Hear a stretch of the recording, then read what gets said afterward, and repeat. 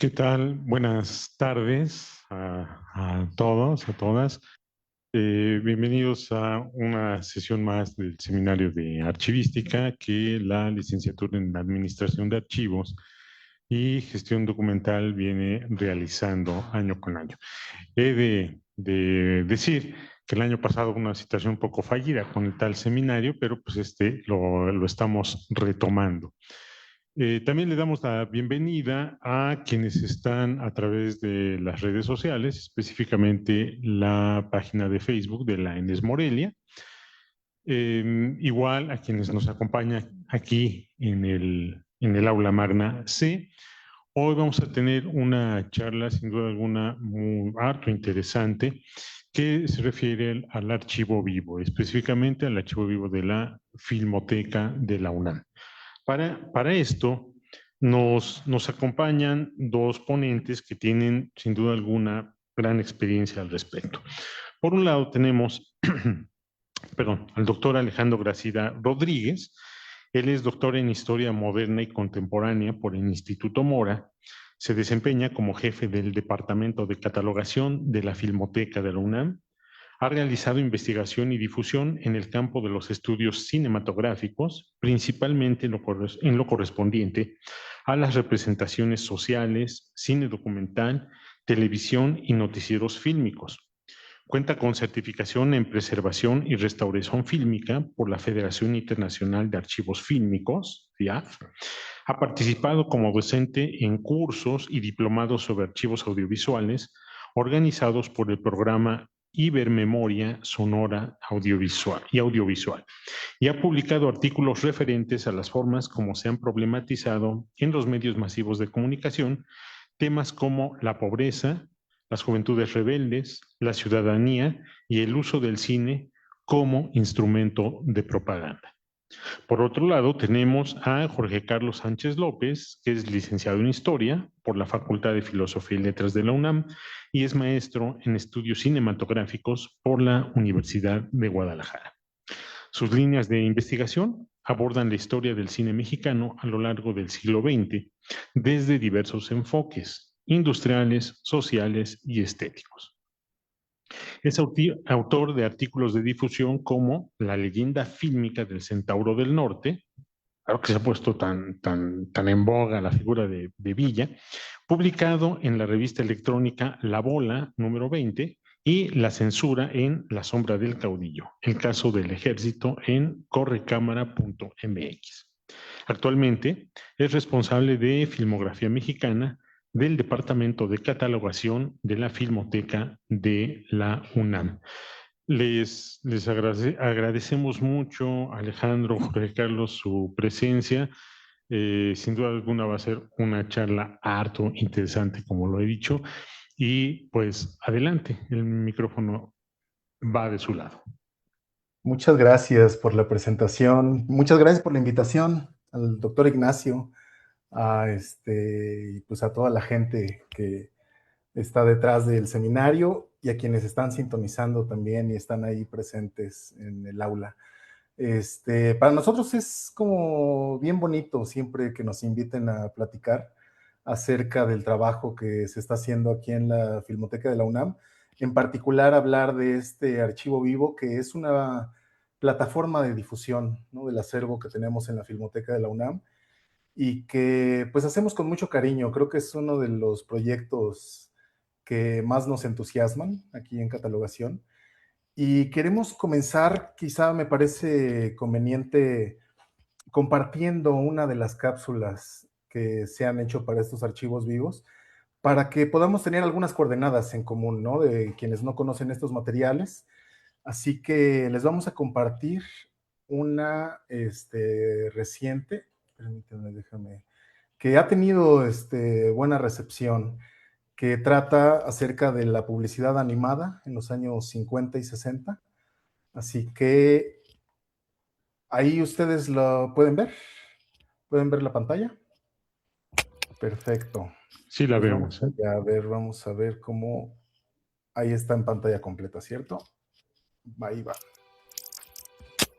Me comentan si se escucha y todo.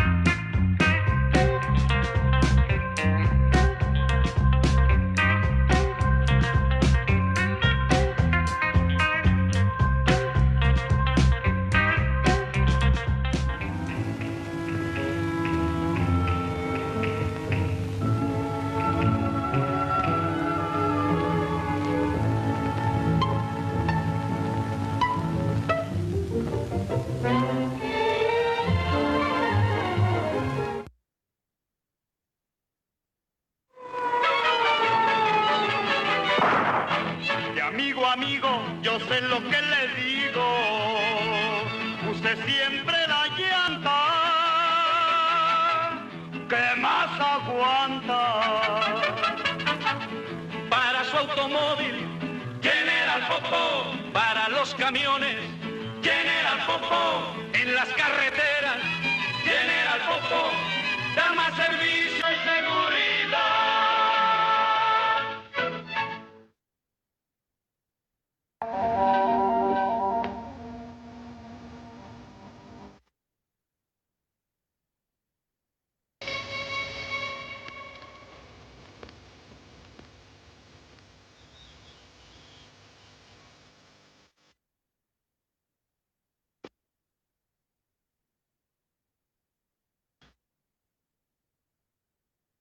La hazaña de Pancho Pantera a una enorme gorila de mente traicionera.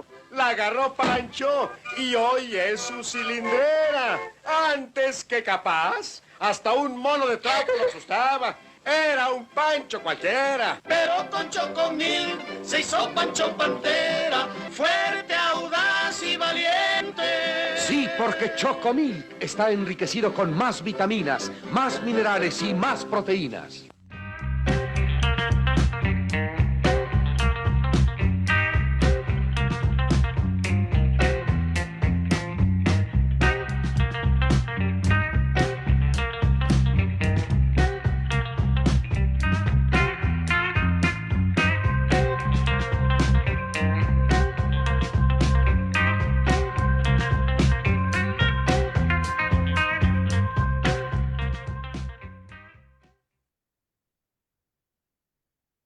Muy bien, pues creo que en este par de minutitos, ay, perdón, que ya se quedó corriendo el YouTube en mi computadora, listo. Resulta muy interesante este acercamiento. Obviamente esto es una compilación de anuncios comerciales que se hicieron en noticieros cinematográficos, pero de entrada lo que podemos ver es que detrás hay una investigación pues a veces más, a veces menos, pero tratando de que sean exhaustivas. Y aquí podemos reconstruir también un poco de la labor que hizo Ernesto López, ¿no? Un personaje quizás poco reconocido, hermano del gran fotógrafo Nacho López. Y me parece que es una buena introducción para esto que queremos platicar el día de hoy. Muy brevemente, el Archivo Vivo, les cuento, es esta serie de producciones que tuvieron origen en un lejano octubre del 2019 y el objetivo pues siempre ha sido dar a conocer un poco del acervo tan inmensamente rico que tiene la Filmoteca de la UNAM. En aquel entonces, Archivo Vivo nace a cargo de Ángel Martínez, que es una persona con una mente muy privilegiada y el mayor conocedor del acervo de la Filmoteca de la UNAM. Sin embargo, se atravesó la pandemia del 2020, en marzo del 2020 nos fuimos a encerrar y el Archivo Vivo tuvo que entrar en una pausa prolongada durante el confinamiento y después se retomaría pues ya con bastante tiempo ya de distancia hasta mediados del 2024, que por iniciativa de Antonia Rojas, de Gabriela Álvarez, que es la jefa de producción de aquí de la Filmoteca, y que junto con un servidor también retomamos esta sección, pues a fin de dar cuenta un poco de las cosas que se iban trabajando desde el departamento de catalogación, del que, bueno, ya se hablará un poquito más acerca de la labor que hacemos aquí en este departamento, pero pues resurge con ese objetivo, ¿no? A la de ir mostrando materiales que a la par se van trabajando desde esta instancia, ¿no? Ya a inicios del 2025 se incorpora al equipo de catalogación Jorge Carlos, que sin duda pues también viene como un revulsivo de todos estos esfuerzos y que pues junto con el resto de compañeras y compañeros, con Mario Tobar, que se encarga de la revisión física de los materiales, la misma Gaby, que se encarga de la edición, y compañeras de servicio social que suman mucho a esta labor, como Luz Iraíz, es que hemos pues mantenido este archivo vivo, pues relativamente con constancia, ¿no? Aproximadamente una cápsula cada 2 semanas, un poco variable, pero más o menos por ahí va el asunto. Yo lo que quiero plantear un poco brevemente, si me ayudas con la siguiente diapositiva, George, por favor. Bueno, es un poco de qué es este archivo vivo, ¿no? Yo quisiera ahondar un poquito en una serie de reflexiones muy breves para entrar a discutir un poco más este tipo de materiales, ¿no? Creo que quizás puede interpretarse incluso como una especie de declaración de principios, ¿no? Sobre qué es lo que nos mueve al hacer el archivo vivo. Creo que no nos atrevemos a decir que es una postura institucional de toda la Filmoteca, pero quizás sí del Departamento de Catalogación. Y creo que algo que procuramos desde aquí, desde Catalogación, es tratar de encontrar cierto sustento teórico y metodológico que guíe nuestro quehacer cotidiano, ¿no? Somos conscientes de que como se ha estudiado mucho, tantas pensadoras y pensadores nos han hecho ver que ningún archivo es neutral, pues nosotros tenemos que asumir eso, ¿no? Ni siquiera creo que podemos pensar en un archivo simplemente como un espacio físico donde se resguardan documentos, ¿no? En este caso, documentos fílmicos, sino que a final de cuentas, algo que mencionamos reiteradamente, es que el archivo, sobre todo, son las políticas que nos conforman, ¿no? Los flujos internos, las posibilidades o bien las imposibilidades de que los documentos que resguardamos sean consultados, sean problematizados, permitan construir nuevas narrativas. Y bueno, si nos ponemos ya muy Foucaultianos, podríamos decir que los archivos construyen pues, regímenes de verdad, decía él, ¿no? Y y nos norman lo que podemos decir y lo que no podemos decir. En ese sentido, creo que tenemos, pues, recae sobre nosotros una enorme responsabilidad al manejar estos materiales y se hace necesario que nos estemos preguntando constantemente cuál es el tipo de archivo que estamos conformando, ¿no? O sea, cuáles son los sesgos de los cuales estamos compuestos desde nuestras individualidades, desde nuestra institución, desde un espacio universitario, desde un archivo público, etcétera, etcétera, etcétera, ¿no? O sea, ¿cuáles son los tipos de narrativas que estamos alentando? ¿Cuáles contenidos son los que se están difundiendo? ¿Y cómo es posible que procuremos que nuestra labor cotidiana pues potencie y permita que los documentos fílmicos tengan pues de entrada una mayor circulación, ¿no? Y que estén ahí a disposición para que se sumen nuevas perspectivas historiográficas, sociales, culturales, etcétera, etcétera. Y obviamente esto no se resume al archivo vivo, ¿no? Esto tiene que formar parte, pues, de una filosofía del archivo permanente y que repercuta en todas las prácticas que componen, en este caso, la Filmoteca, ¿no? A mí me gusta mucho este lugar común muy romántico que revisitamos permanentemente, que dice que las archivistas y los archivistas somos guardianes, ¿no? Guardianes y defensores de la memoria de los pueblos. Yo creo que es muy romántico pensarlo de esa manera, pero efectivamente en nuestras manos recaen muchas decisiones que determinan el impacto que pueden tener en la vida pública las imágenes en movimiento que estamos preservando y que estamos difundiendo, ¿no? Y entonces es la obligación permanente de preguntarnos una y otra vez qué es lo que hay detrás en términos filosóficos, teóricos, metodológicos, de lo que estamos practicando, ¿no? O sea, de qué manera por nuestras manos recaen decisiones. ¿Me ayudas con la siguiente, George, porfa? Quizás la otra, si me haces favor. ¿De qué manera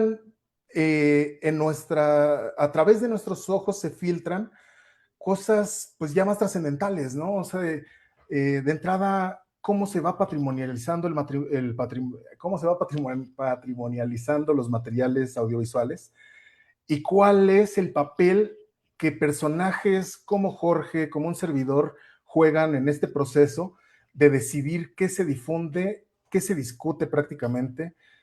Obviamente eso es ponernos en el centro de algo que nos rebasa, ¿no?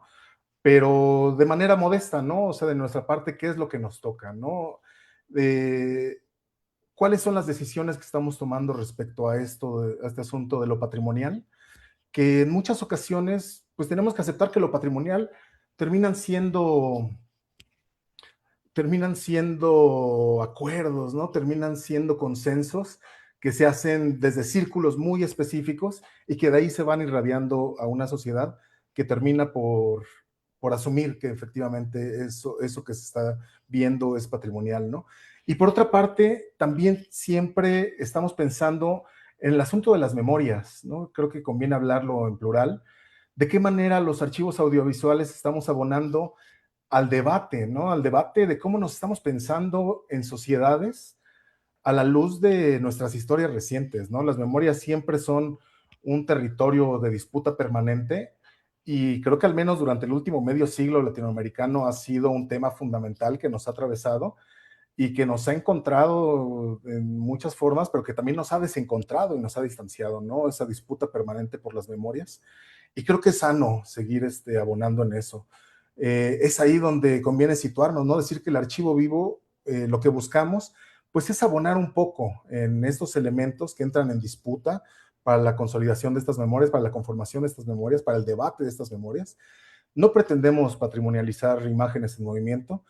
Creo que preferimos pensar que es necesario poner en juego estos materiales audiovisuales, que se discutan, que se problematicen, que se construyan de entrada como fuentes históricas, ¿no? Que haya cierto rigor para poder abordarlos. Creo que algo fundamental para nosotros es que todo aquello que se difunde tenga cierto contexto, ¿no? Y creo que eso es importantísimo en momentos como el actual, en donde todo fuente histórica puede ser deliberadamente falsada. Digo, siempre ha sido, pero en estos momentos me parece que hay falsarios de la historia. Bueno, no voy a poner a enumerar nombres, pero pues creo que del lado de donde estamos nos toca tratar de hacerlo con la mayor rigurosidad, tratar de minimizar el sesgo posible. Y bueno, yo creo que no me quiero extender de más, me gustaría más bien cederle la palabra a mi compañero Jorge para que avancemos un poco respecto a estos materiales que trabajamos de la Filmoteca. Adelante, George.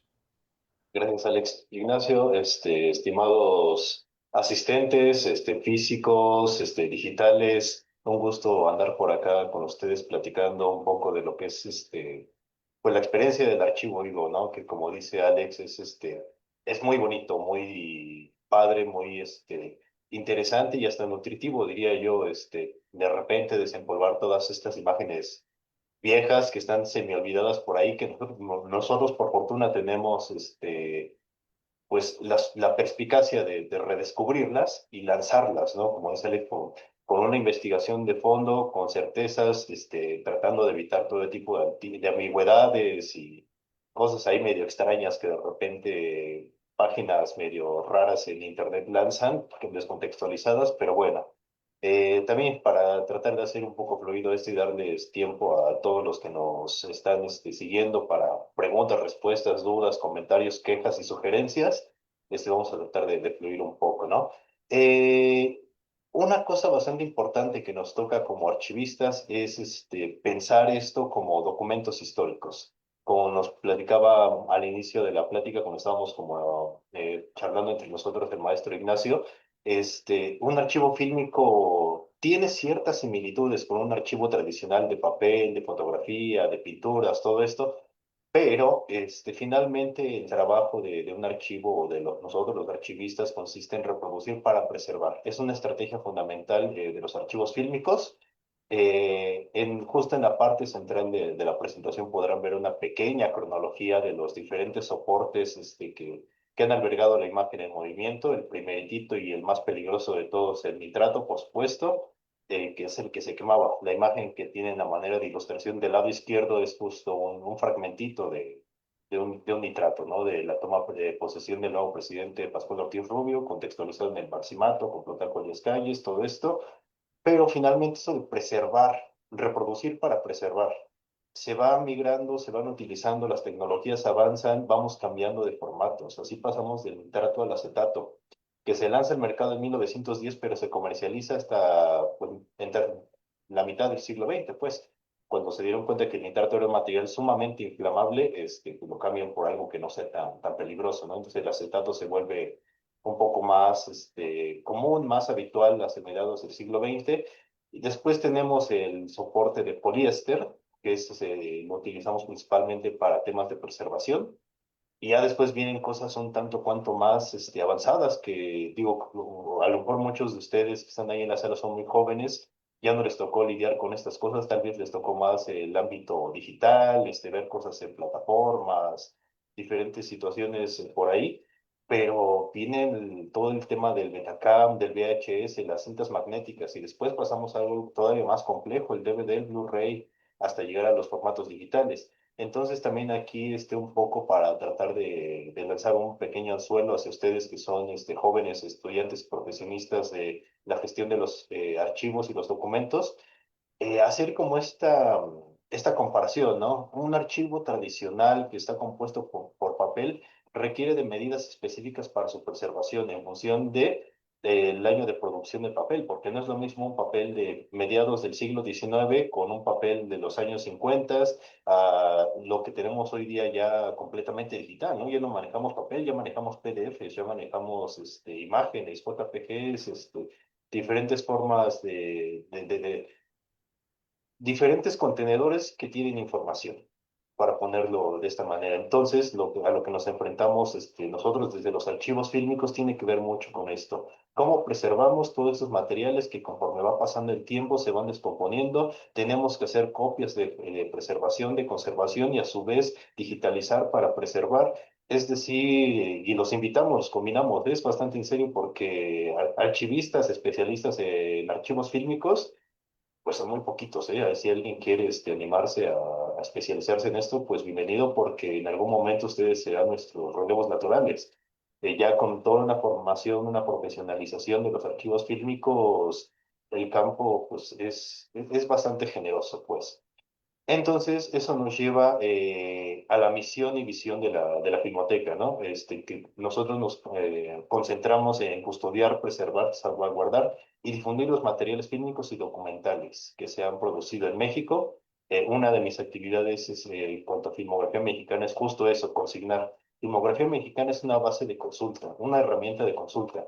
Eh, las películas que se han producido en México desde 1896 hasta la actualidad y en la medida de las posibilidades están ahí consignadas y pueden consultar los datos que ameritan, ¿no? Toda la información que está plasmada en uno u otro tipo de soporte, ahí lo pueden consultar. Bueno, seguimos con nuestra siguiente diapositiva. Y otra cosa importantísima que, retomando lo que nos platicaba Alex desde el inicio, ¿no? Lo que lanzamos, lo que elegimos, primero pasa por un proceso de catalogación. Aquí quiero aprovechar para saludar y retomar la labor de nuestro compañero, amigo y colega Mario Tobar, que él es el que se encarga de la revisión física, es nuestro catalogador primario. Él, además de determinar qué tipo de soporte es, qué formato es, qué tipo de conservación o de degradación tiene el material, nos ayuda a hacer la primera identificación, una identificación primaria. Un ejemplo, si a Mario le llega el fotograma que ustedes están viendo del lado izquierdo, el cachito de película, él nos dice es un nitrato, 35 milímetros, tiene buen estado de conservación, y aquí viene lo interesante. Creo que es Porfirio Díaz el que aparece ahí en el fotograma. Entonces, ya con esa primera indicación, con esa primera observación, ya pasamos a la catalogación pormenorizada. Empezamos con un método de Erwin Panofsky que nos explica bastante bien en su texto sobre iconografía e iconología. Primero nos vamos a la descripción de formas puras. Vemos a un grupo de personas ahí medio afrancesadas, con sombreros. Es una película, una imagen muy antigua. Y eso nos lleva a la siguiente parte, que es ya la iconología, de empezar a ponerles nombre y apellido. Me gusta decirlo de manera coloquial. Aquí tenemos a Porfirio Díaz, posiblemente con su estado mayor, y están saliendo de un edificio. ¿Qué edificio es? Nos ponemos a revisar dentro de diferentes fuentes de información. Hacemos un cruce de fuentes de información.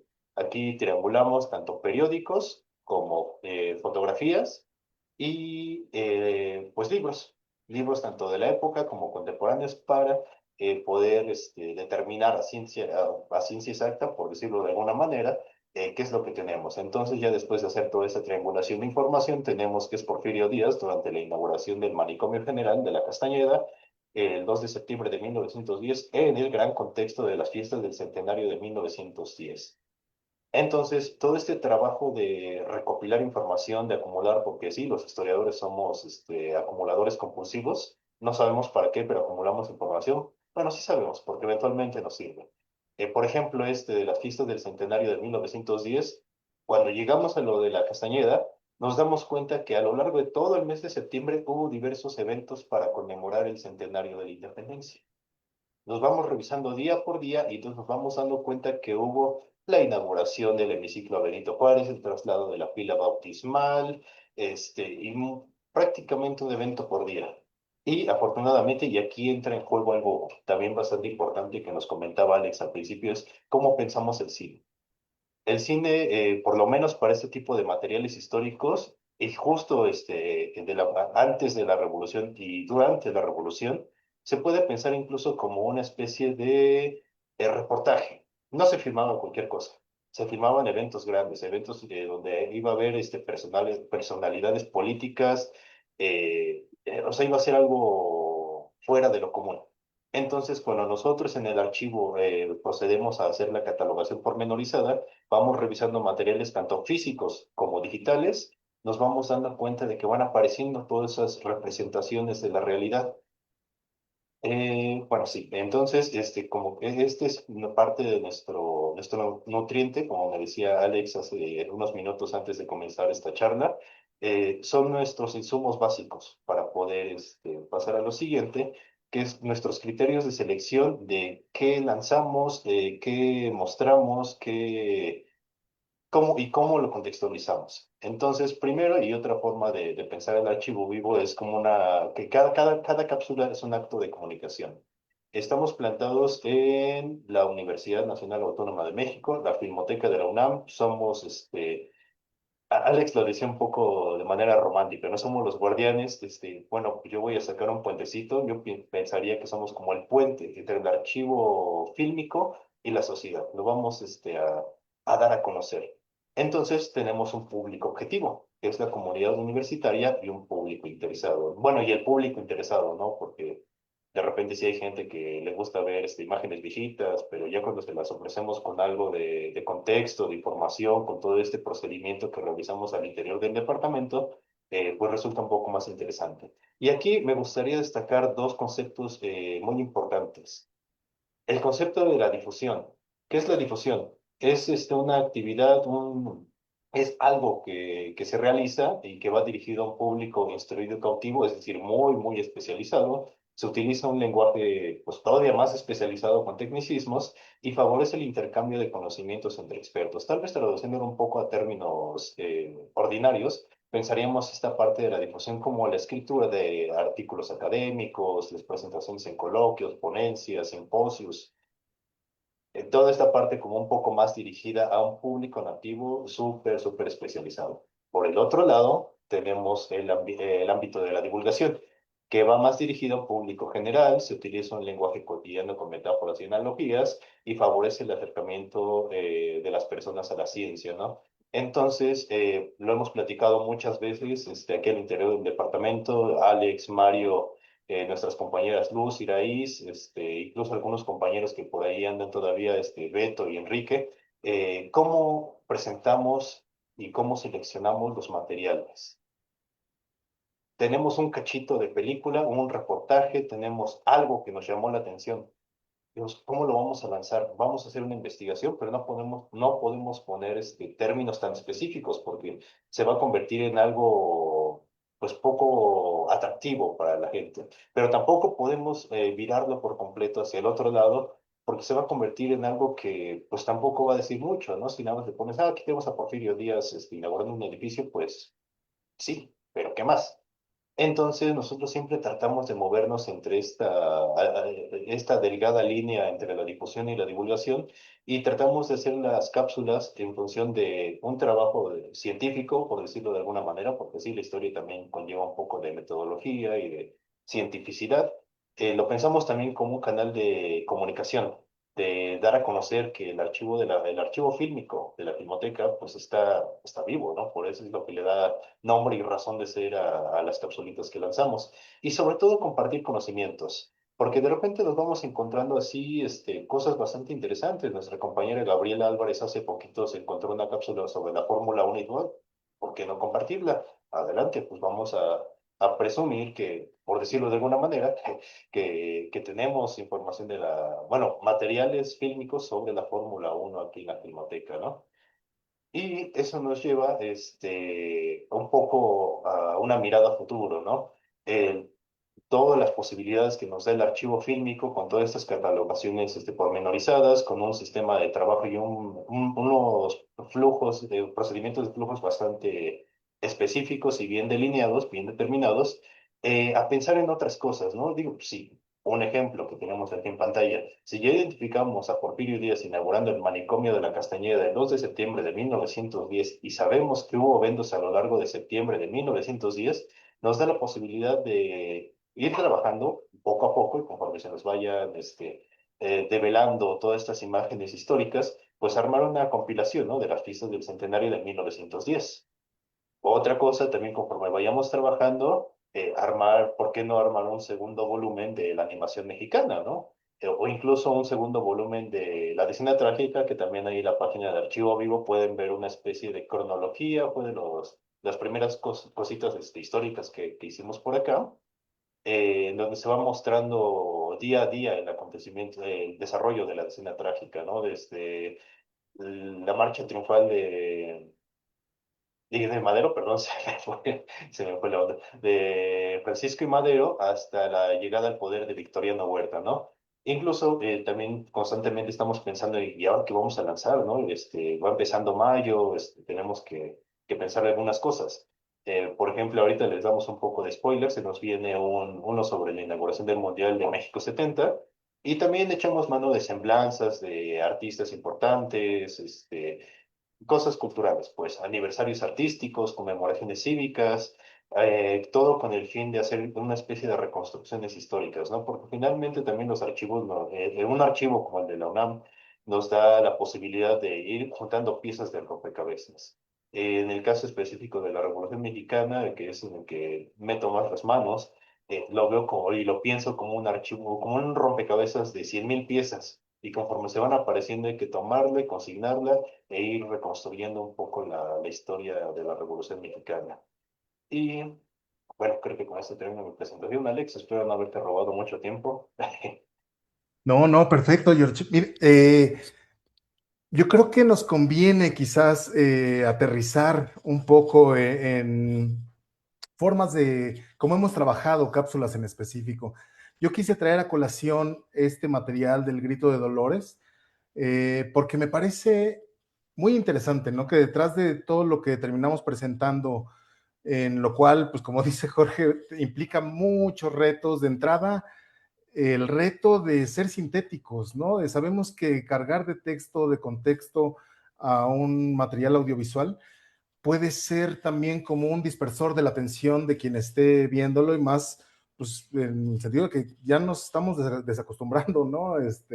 2 minutos, ya nuestra atención está totalmente en otra cosa. Eh, este material del Grito de Dolores, a mí me gustó mucho la forma en que se trabajó, porque llegó dentro del fondo Salvador Toscano. Como muchos saben, Salvador Toscano fue uno de los pioneros del cine en México, uno de los que registraron el proceso de revolución, todos los procesos sociales previos, y gracias a que él mantuvo un acervo, nosotros podemos conocer buena parte de todo lo que fue ese México de inicios del siglo XX. Dentro de esas latas que en muchas ocasiones llegaron hechas pedacería, venía este material que se llama El Grito de Dolores. Es un rollo que se armó, que tiene una duración aproximada de 2 minutos, que se digitalizó y aquí se revisó. Si ustedes pueden ver en la diapositiva, lo identificó, pues, obviamente, ni más ni menos que don Aurelio de los Reyes, ¿no? Que bueno, pues ha sido también una pieza fundamental en la identificación de todos estos materiales de inicios del siglo XX y de la Revolución. Y aquí él hace una inspección primaria. Nosotros partimos de esa identificación que hizo don Aurelio, en donde ya nos daba una especie de secuencia sugerida, porque lo que tenemos nosotros digitalizado es un rollo que no respeta la que posiblemente fue su secuencia original.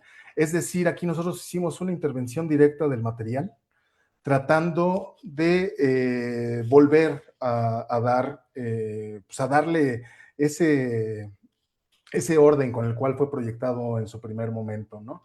Son 2 minutos, no se tiene el material completo, pero en el proceso de catalogación hay algo bien interesante, porque descubrimos que esto que se llama El Grito de Dolores fue la primera ficción que se hizo, ficción histórica, ¿no? Y eso no fue hecho por Salvador Toscano, fue hecho en 1907 por Felipe de Jesús Haro, un director que tuvo muy poca obra. Él tenía a las familias porfiristas, pero gracias al cruce de fuentes, como decía Jorge, a las filmografías, a la hemerografía, pudimos identificar que este material precisamente respondía a El Grito de Dolores, y es así que pudimos presentarlo, como se los vamos a compartir en este momento. Y bueno, quizás ahorita platicamos un poquitito más al respecto. A ver, ahí va.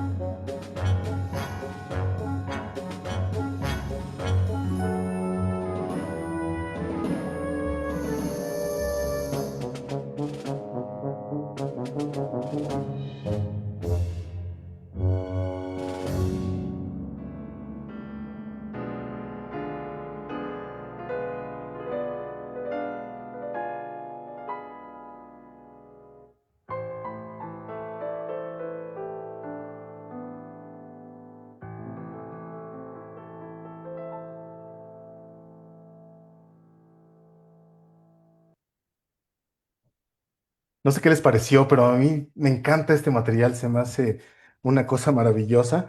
Y creo que es llevarlo a otro nivel también de construcción de fuente, el identificarlo ya como la primera ficción histórica que se hizo en el cine mexicano.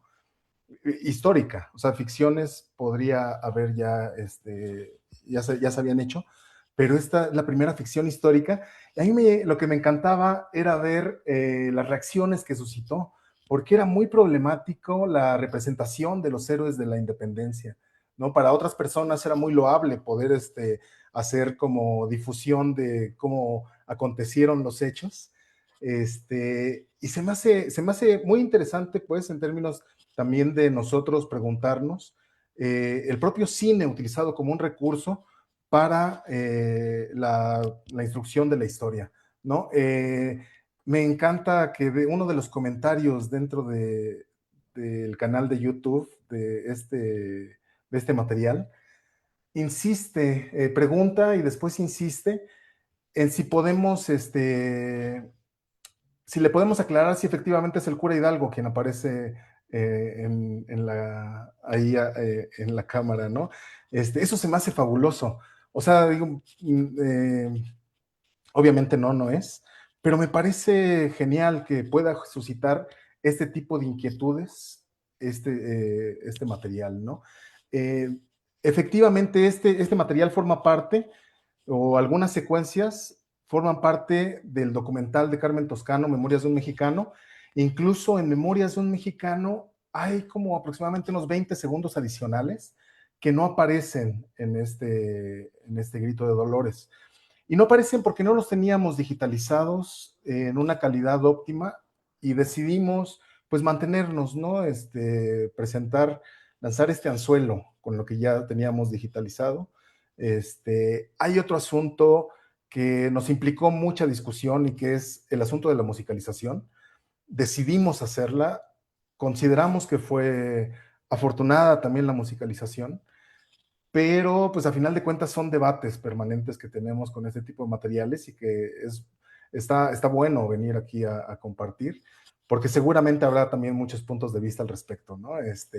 Si quieres, George, te cedo la palabra para que presentes tu ejemplo y nos vamos con el intercambio. Sí, muchas gracias, Alex. Bueno, el ejemplo que yo les seleccioné fue el de Gerardo Murillo, el Dr. Ag, un pequeño reportaje que aparece ahí de mediados de los 60, si no mal recuerdo, ahorita lo vemos en pantalla. Y también me pareció un caso bastante curioso e interesante porque justo esta cápsula lo pensamos, llegamos a un consenso para elaborar el contexto y empatarle que no fuera reiterativo con el contenido del mismo reportaje, nos dio pauta para hacer otro archivo. Vamos a verlo, a ver qué les parece.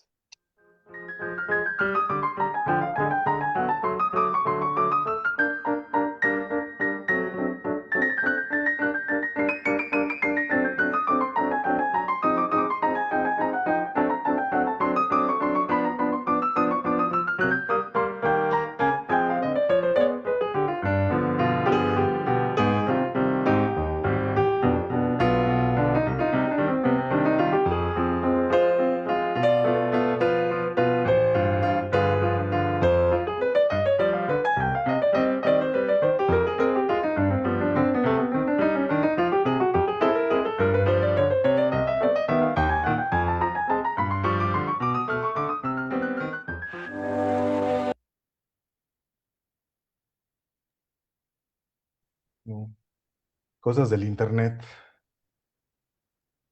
Ya nos A ver, yo creo que refresco la página. A ver si se deja. A ver si nos deja. Si no, mientras voy platicando, caray, de repente encontrarse este tipo de materiales. Juega. Listo. Gerardo Murillo, más conocido como el Dr. Atl, inició a los 70 años la década más fecunda de su vida artística. En su taller, termina los cuadros cuyos bocetos inicia al aire libre. Sus paisajes, en que destaca siempre el aspecto montañoso de México, son cotizados a muy altos precios por coleccionistas y museos. Ha mandado construir, con propias ideas, un andamio automático que le permite pintar durante días enteros en forma cómoda. Hace algunos años perdió una pierna. Su vitalidad personal y la fuerza de su pincel hacen del Dr. Atl uno de los maestros destacados de las artes plásticas mexicanas.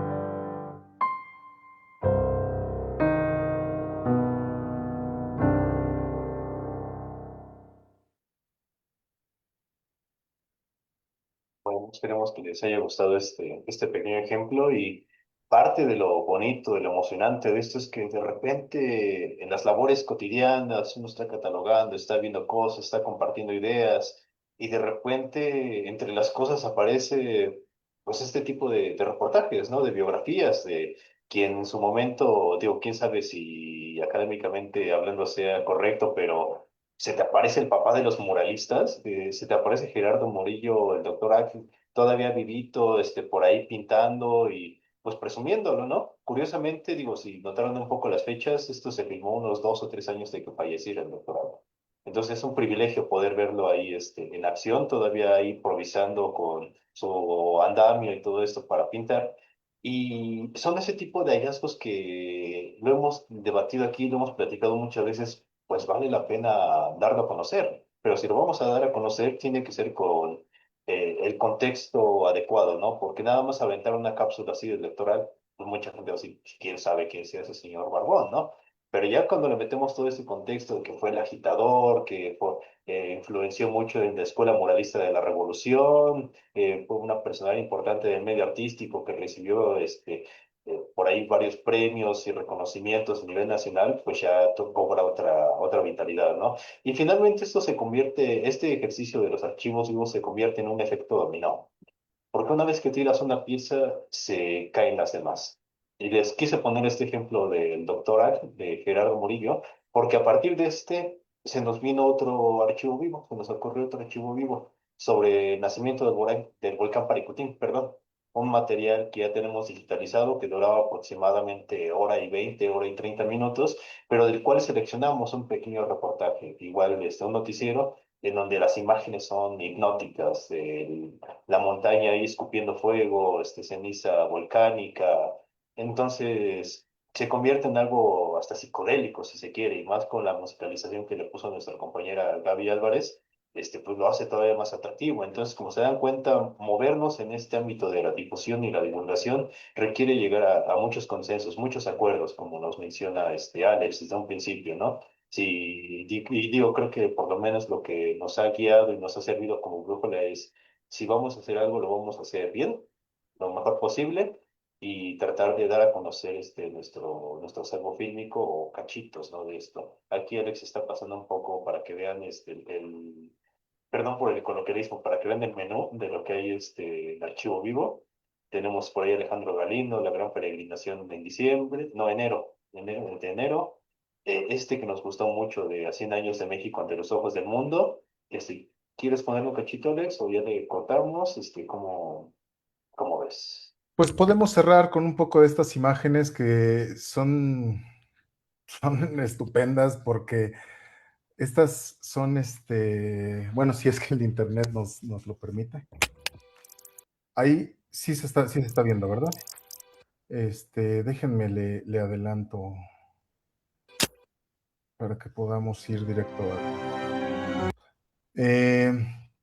bueno, rapidísimo, nada, lo voy a abrir directo en el YouTube para que nos deje. Y pues nada más, ay, rapidísimo. La verdad es que de pronto para nosotros es pues aquí está. Pues como dice Jorge, ¿no? O sea, es amplísima las posibilidades, el menú, de lo que podemos mostrar. Esto es una excursión al volcán Popocatépetl hace exactamente 100 años, hace quizás más de 100 años. Miren, esto está coloreado, son imágenes coloreadas. Bueno, es un teñido. Pero esto es el cráter del volcán Popocatépetl, que tuvo precisamente un nuevo nacimiento en los años 20 del siglo pasado. y que pues bueno, viene a formar, a tener un correlato muy interesante, ¿no? Con la actualidad que todavía ahí Don Goyo tiene pues su actividad importante, ¿no? Pero poder ver estas imágenes, de verdad que es un lujo. Esto es un material, un material que se llama México ante los ojos del mundo, que fue un promocional turístico que intentaba contrarrestar la imagen negativa que tenía México ante el exterior. Obviamente aquí lo que se trata de decir es, ha pasado la revolución, México está en un auge, está en una bonanza, está listo para recibir la inversión extranjera. Todo esto se buscaba, pues que fuera un promocional a final de cuentas, y es un recorrido en ferrocarril por las principales ciudades del centro del país. Así que les invitamos a que lo consulten y a que en general consulten la página de Archivo Vivo de la Filmoteca.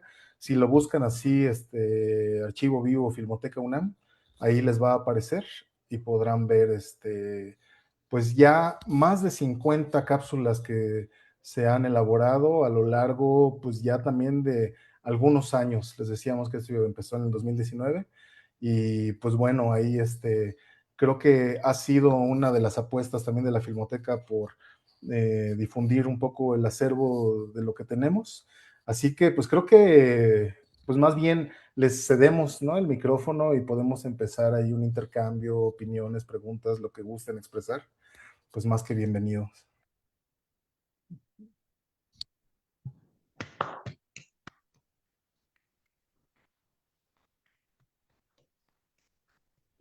No, pues muchas gracias, Alejandro, Jorge, también muchas gracias.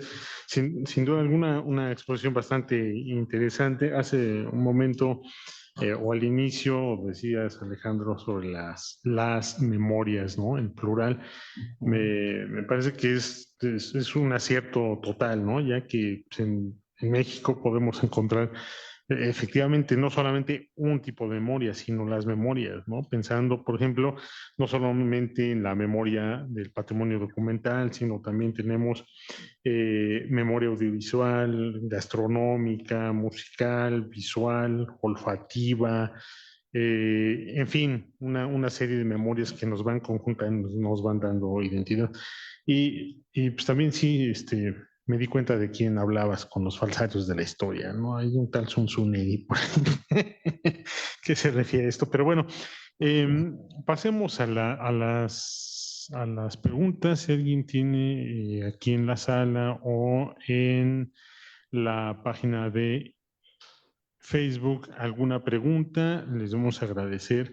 Tomen la palabra.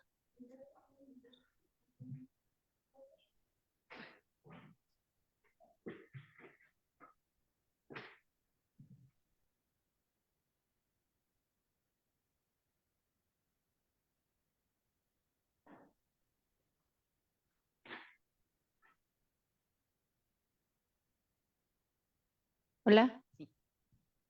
Hola, buenas tardes. Muchas gracias. Muy bonito trabajo el que nos presentan hoy.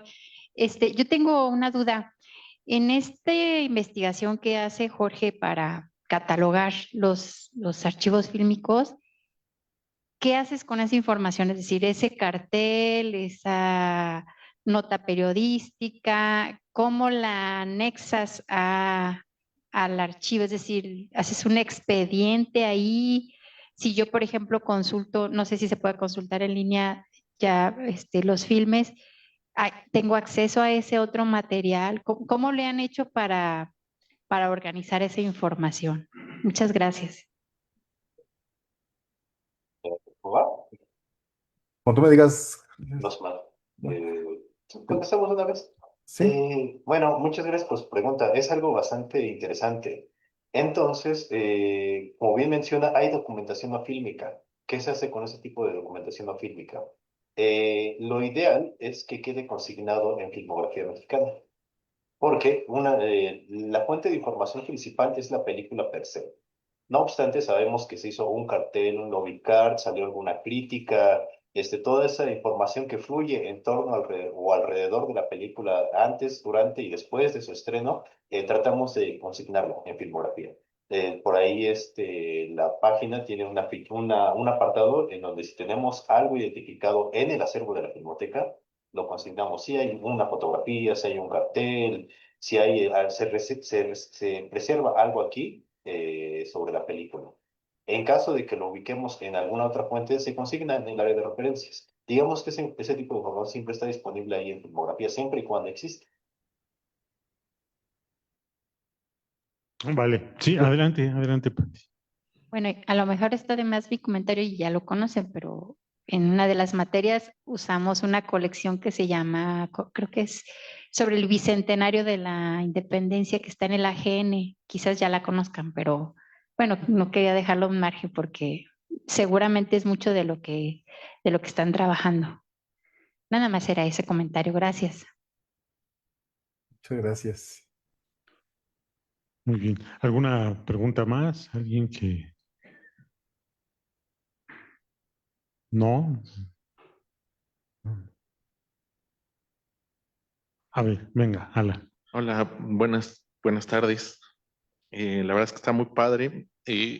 ¿Ustedes han pensado, por ejemplo, estos documentos, decían de la contextualización y de la investigación, que evidentemente son materiales súper útiles, pero ¿qué pasa como material didáctico, por ejemplo? Es que yo me acerco mucho de esa manera a algunos documentos, incluso aquí no me dejarán meter mis alumnos, de las cápsulas, por ejemplo, de salud, ¿no? Que son documentos interesantísimos para contextualizar justamente de una manera gráfica, audiovisual, incluso audiovisual, ¿no? Los momentos en que se fueron institucionalizando algunas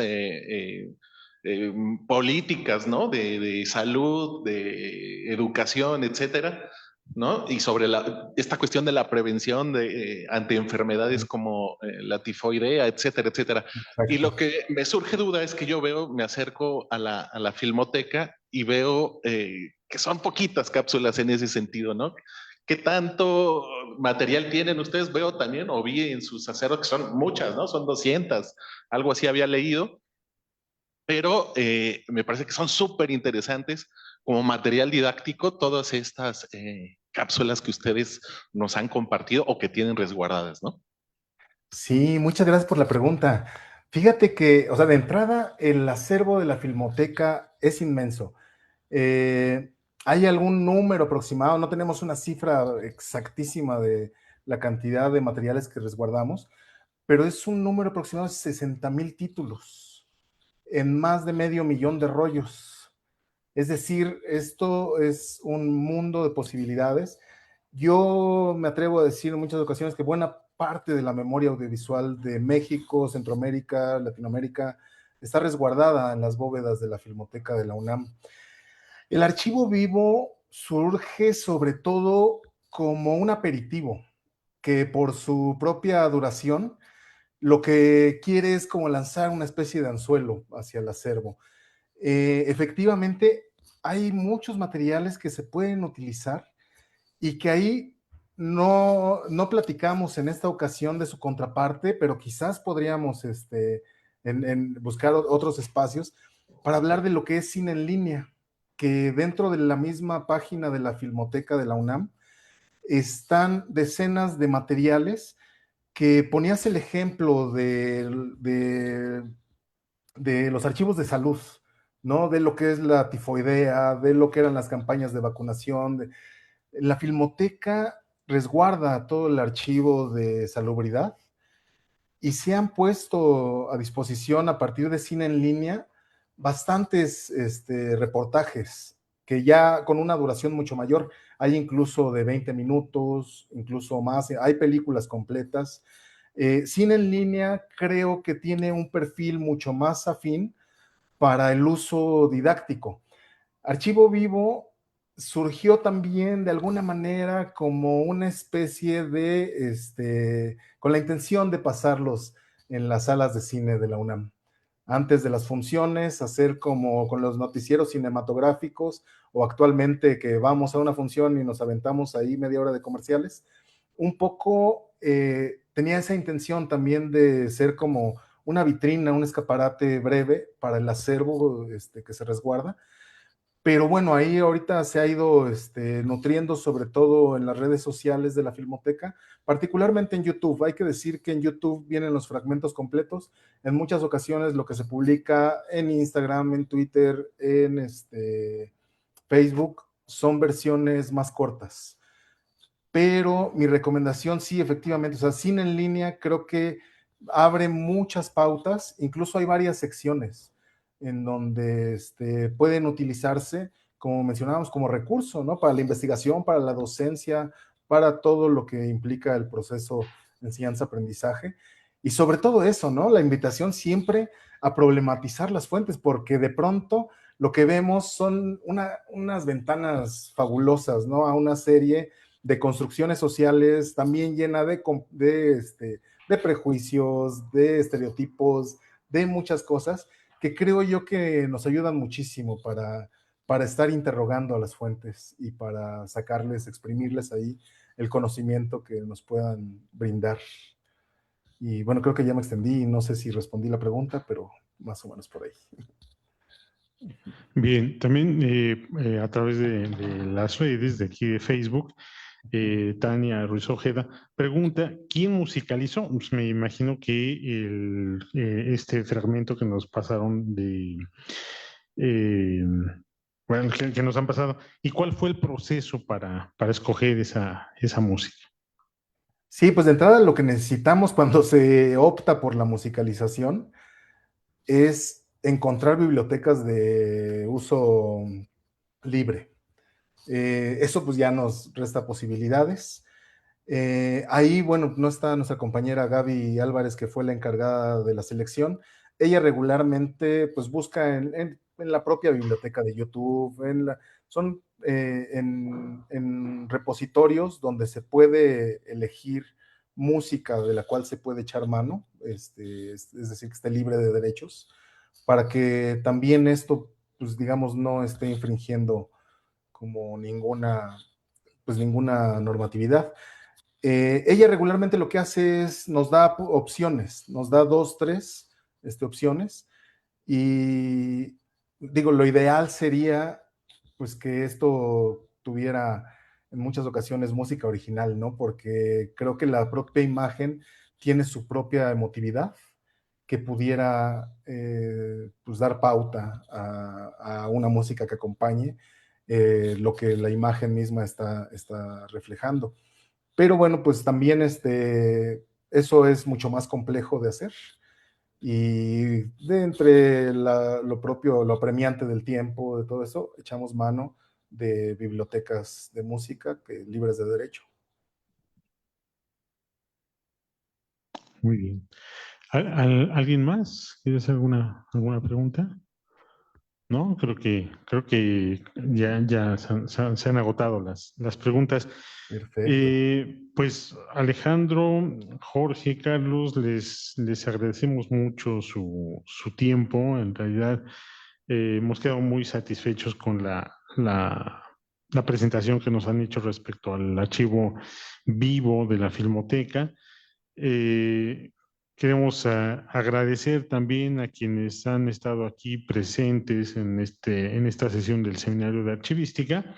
Agradecemos mucho a ustedes, colegas, jóvenes también que han estado acá, a quienes se han conectado a través de la página de Facebook de la ENES Morelia, y también pues le queremos agradecer a nuestro colega, el ingeniero Pablo García Cruz, que siempre nos está apoyando en la transmisión de estas actividades que hacemos, que no es la única, ¿verdad? Pero pues todas las que hacemos, pues nos apoya mucho. Entonces, nuevamente, muchas gracias. De verdad, un abrazo fraterno hasta allá, hasta la Filmoteca. Bueno. Y pues próximamente le estaremos haciendo llegar una constancia por la participación. Gracias nuevamente, gracias a todos y nos vemos en la siguiente sesión. Muchísimas gracias. Gracias. Chao, buen día a todos.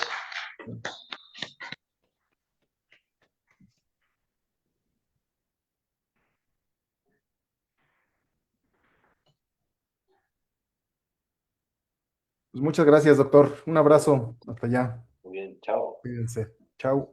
Gracias, hasta luego.